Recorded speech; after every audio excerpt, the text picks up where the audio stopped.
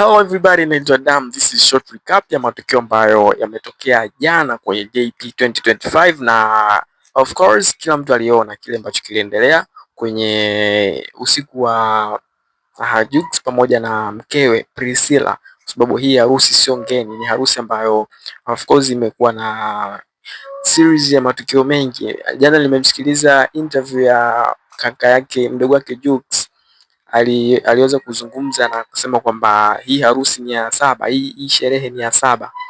Na Idris Sultani kipindi ambacho anafanya interview alisema kwamba harusi ni sherehe lakini ndoa ni maisha. Kwa hivyo hii ilikuwa ni sherehe ya saba ama harusi ya saba, lakini ndoa ilishafanyika. So nakuletea list ya mastaa ambao walihudhuria na walibaruza kweli kweli. Sasa hivi wanaita kubaruza, yani walipendeza kinoma noma yani. Star wa kwanza ni Irene Uwoya, mama mchungaji, moja kati ya mastaa wenye attention kubwa, lakini kwenye upande wa kazi sidhani kama anajikita sana kwenye masuala ya uigizaji, lakini kwa sasa hivi ni mtu ambaye anaishi expensive life, na of course chanzo chake cha mapato kikubwa hatukijui kama ambavyo watu wengi wanazungumza na kucomment kwenye mitandao ya kijamii. So alivaa gauni fulani na rangi ya gold, nafikiria ni gold. Kwa hiyo ni moja kati ya watu, yani gauni ambalo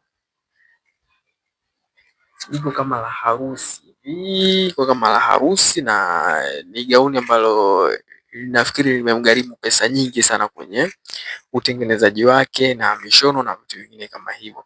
The second one anaitwa Nifa Outfit, ambaye ni mfanya biashara lakini pia ni socialite ambaye anafanya shughuli zake za masuala ya nguo, anauza nguo lakini pia vyombo vya ndani na vitu vingine kama hivyo. Kwa hiyo ana duka lake linaitwa Nifa Outfit Store. Kwa hiyo naye pia alipendeza sana, alivaa gauni fulani ya rangi kama nyeusi na maua kama ya njano hivi, na alitokelezea kinoma noma. Mwingine ni Jacqueline Wolper, lakini Wolper kawa bonge bwana, yani Wolper amekuwa bonge sana, na zile nguo ambazo amevaa ni nguo ambazo pia zinaendana na mwili wake. She was so flexible. Nimeona nguo ya Nifa imembana sana kiasi kwamba anashindwa kunywa hata juisi, yani hata kuokota juisi kwenye meza alikuwa anashindwa.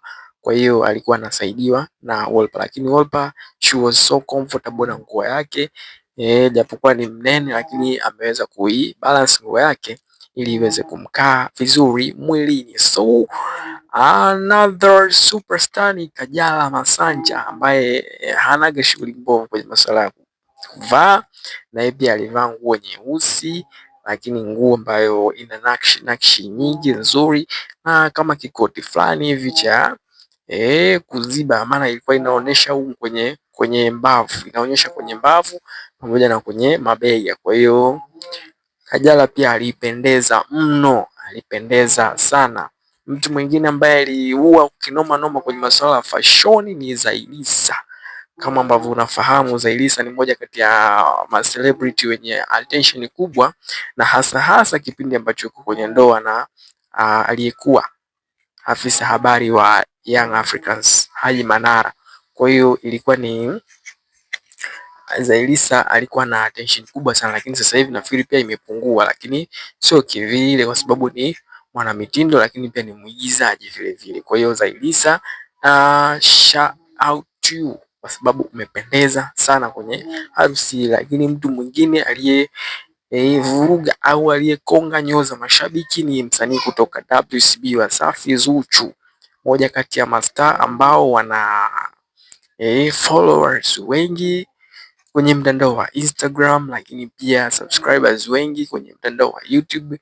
Ni msanii anayekuwa recognized na Waafrika na dunia kwa ujumla kutoka record label hiyo kubwa.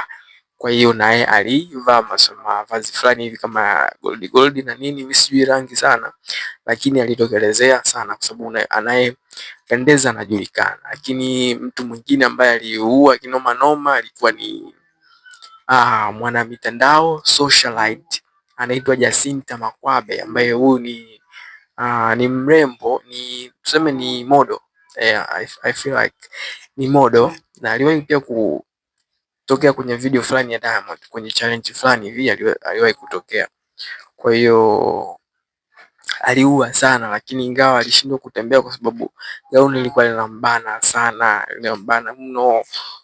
Dada ni mrefu kweli kweli, na of course kulikuwa na matukio ambayo pengine tulikuwa tunatarajia kwa mastaa wa kibongo, kwa sababu it was yani mpaka Nigeria wenyewe walikuwa wanashangaa sana kitu kile kilichokuwa kinaendelea pale kwenye JP 2025. So na of course vibe ilikuwa kubwa, lakini kwa mastaa wa kiume Diamond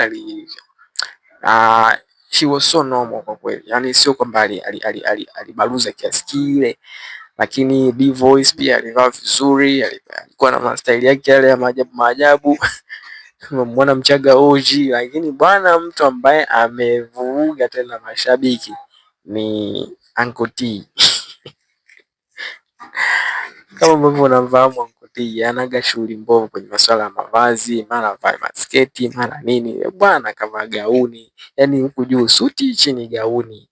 Gauni hilo ni kama gauni la harusi, gauni ambalo yani hilo gauni huwezi amini, ni gauni, yani gauni ambalo kama la harusi lile linafanya kubebwa hivi, anashindwa hata kutembea jamani. Kwa hiyo ndo hivyo, comments zikawa nyingi all in all, lakini that night has passed na Jux amemaliza shughuli yake, kwa sababu inasemekana Prissy amechoka, maana kulikuwa kuna harusi nyingine ambayo ilibidi ifanyike huko nchini Rwanda, kwa sababu Jux na watu wengine huko Rwanda. Kwa hiyo ilibidi ifanyike huko, lakini Prissy akasema I'm so tired. Kwa hiyo ni hayo tu kwenye recap fupi. Wewe unafikiri kati ya hao nani amependeza zaidi? Mmekusogezea tu story ya uwaone walivyobaluza. Kuna mastaa wengi ambao wengine sijawataja and all that, pia unaweza ukanitajia kwenye sehemu ya comment.